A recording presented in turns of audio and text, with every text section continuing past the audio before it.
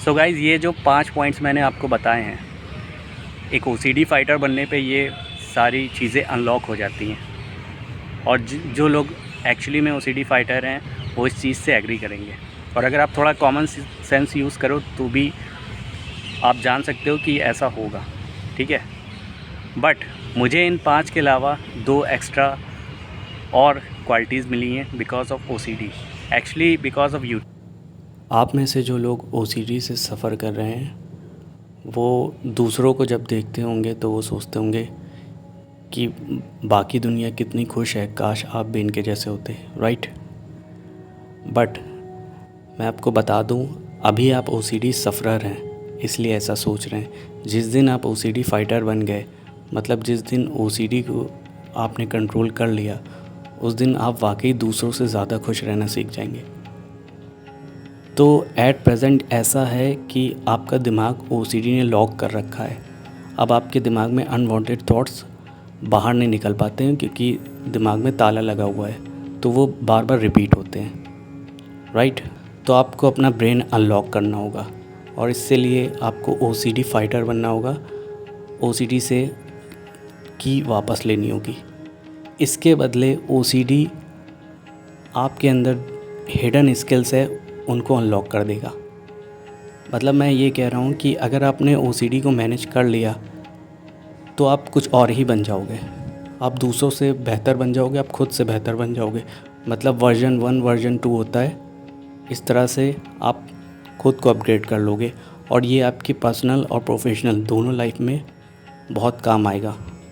मतलब in short OCD एक तरह का इम्तिहान है जिसको अगर आपने पास कर लिया तो आपके हाथ जैकपॉट लग सकता है। तो ये सब मैं अपने पर्सनल एक्सपीरियंस से बता रहा हूँ।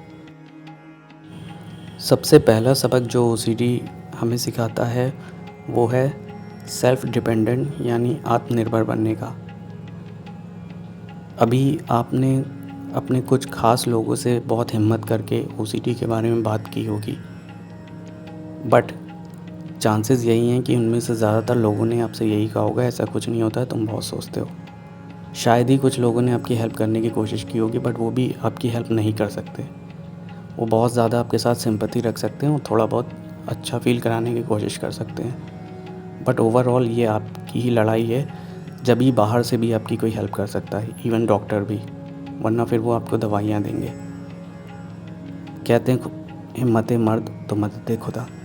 तो सबसे पहला जो सबक मुझे ओसीडी ने सिखाया वो यही है कि किसी और पे डिपेंड नहीं होना है, ये आपकी ही लड़ाई है।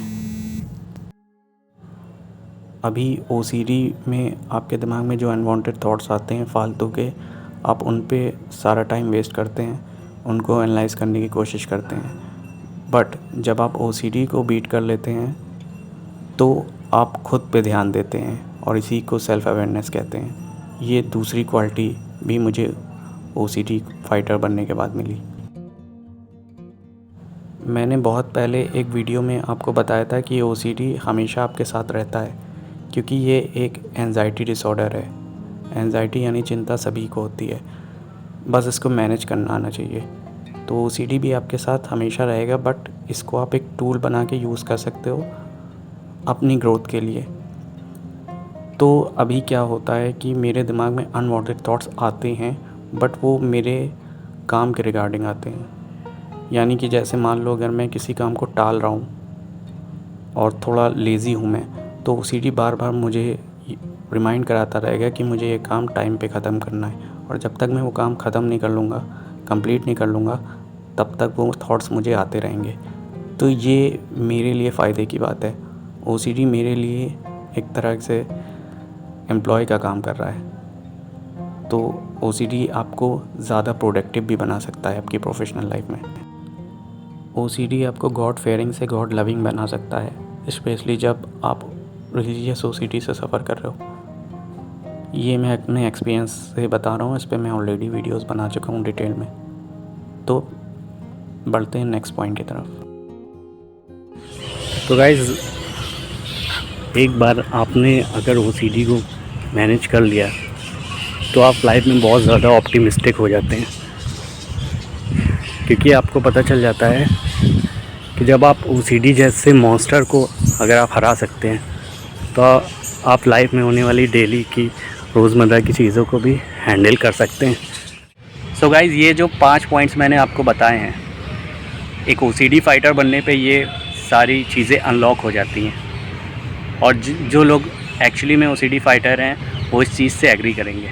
और अगर आप थोड़ा कॉमन सेंस यूज़ करो तो भी आप जान सकते हो कि ऐसा होगा, ठीक है। बट मुझे इन 5 के अलावा 2 एक्स्ट्रा और क्वालिटीज़ मिली हैं because of OCD, actually because of YouTube. But क्योंकि मैंने यूट्यूब पे वीडियोस OCD की वजह से ही अपलोड करना शुरू किया था, तो इनडायरेक्टली ये भी मुझे OCD की ही देन है। जो मैं 6 पॉइंट बताने जा रहा है, मेरी कम्युनिकेशन स्किल्स पहले से काफ़ी बेहतर हो गई है। क्योंकि आपको पता है जब आपको OCD होता है तो आप काफ़ी आइसोलेटेड हो जाते हो, ठीक है। सोशल इंटरेक्शन कम हो जाता है लोगों से, और फिर एकदम से अब जब आप वापस नॉर्मल लाइफ में जाते हो तो आप थोड़े से नर्वस रहते हो एंड इन्फिनिटी कॉम्प्लेक्स रहता है। तो ये चीज़ थी मेरे साथ, बट टाइम के साथ ये सब ठीक होता गया। और जब मैंने ये वीडियोस अपलोड करना शुरू किए तो आप लोगों ने भी काफ़ी अप्रिशिएट किया, तो ऐसे मेरी कम्युनिकेशन स्किल्स भी अच्छी होती गई। अब रियल लाइफ में भी, पब्लिक लाइफ में भी मेरी कम्युनिकेशन स्किल्स काफ़ी अच्छी है। मैं, ठीक है, ये भी OCD की वजह से है। बट हाँ, इतना ज़रूर है कि आप जब इस चीज़ से बाहर निकलोगे तो आपको थोड़ा सा परेशानी होगी, क्योंकि आप एकदम से नॉर्मल लाइफ में जाओगे तो थोड़ा सा लगेगा। बट टाइम के साथ आपकी भी कम्युनिकेशन स्किल्स ठीक हो जाएगी। ऑलराइट, तो नंबर 7 पॉइंट, जैसा कि मैंने बताया, मैंने ये चैनल OCD पे जो बनाया है यूट्यूब पे, तो इससे मुझे थोड़ी बहुत नेम फेम थोड़ा बहुत मिला है। क्योंकि मैंने एक चीज़ बहुत इंटरेस्टिंग मेरे साथ हुई कुछ दिन पहले। आपको पता है कि इंटरनेट कहता है कि 4 में से 1 बंदे को OCD है इंडिया में। ये इंटरनेट पे डाटा अवेलेबल है, राइट। होगा इससे दुगना या उससे भी कहीं ज़्यादा।